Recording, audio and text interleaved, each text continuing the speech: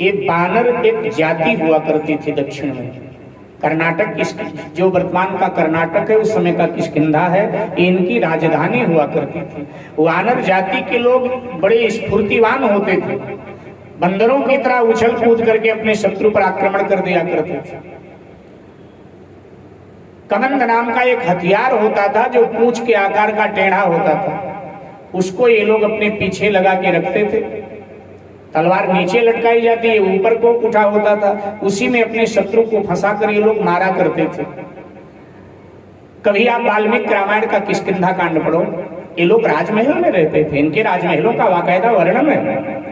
इनके यहाँ किसी की मृत्यु हो तो जैसे हमारे आपके यहाँ संस्कार होता है, उसका संस्कार होता था। ये लोग जनेऊ पहनते थे, ये लोग अपने पितरों का पिंडदान करते थे। तो आप लोग कहते हैं ये पूंछ क्या है? देखो, पूंछ माने प्रतिष्ठा, पूंछ माने इज्जत, पूंछ माने सम्मान।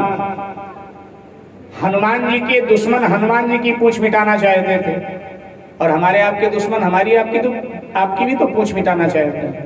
पूंछ सबके साथ जुड़ी है, बस अंतर यह है किसी की पूंछ बड़ी है, किसी की पूंछ छोटी है, लेकिन पूंछ तो सबके है। कई बार लोग व्यवहार में आपने सुना होगा, ऐसा कई बार लोग बोलते हैं कि जी आज से 10 साल तक इस आदमी की कोई पूंछ नहीं थी, लेकिन मोदी जी प्रधानमंत्री क्या बने, इसकी हर जगह पूंछ हो गई। आजकल तो इसकी बड़ी पूंछ है, जहां देखो वहीं इसकी पूंछ है। तो मेरे भाई बहन, जिनकी पूंछ दुनियादारों के पीछे होती है ना, उनकी पूंछ 2, 4, 10 साल में खत्म हो ही जाती है। लेकिन जिनकी पूंछ राम जी के पीछे होती है ना, उनकी पूंछ बढ़ती जाती है, बढ़ती जाती है, बढ़ती जाती है, कभी खत्म नहीं होती। हनुमान जी की पूंछ किसके पीछे है?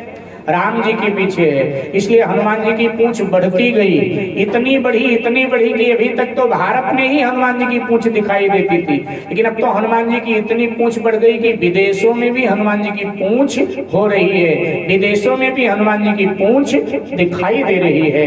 यही हनुमान जी के पूंछ का रहस्य है मेरे भाई बहन। तो रावण मिटाना चाहता था, लेकिन हमारे महात्मा लोग गाते हैं कि भगवान बचाए उसको कौन मिटा सकता है। हमारे महात्मा